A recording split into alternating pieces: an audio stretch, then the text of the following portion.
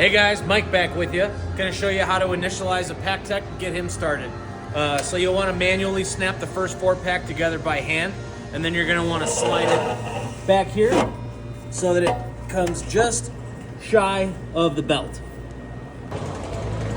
Depending on which Pac-Tec you have, your default position may be in the extended or retracted position. Let's go over here and get this baby prepped and ready to rip. We'll always want to make sure that our cans and handle represent what we have in front of the push arm here. As you can see, we have no cans, so our cans and handle are zeroed out. So now we're good to go ahead and prime a handle. Okay, now that we're all primed, we're ready for cans and we're ready to hit start. Fill me up, boys.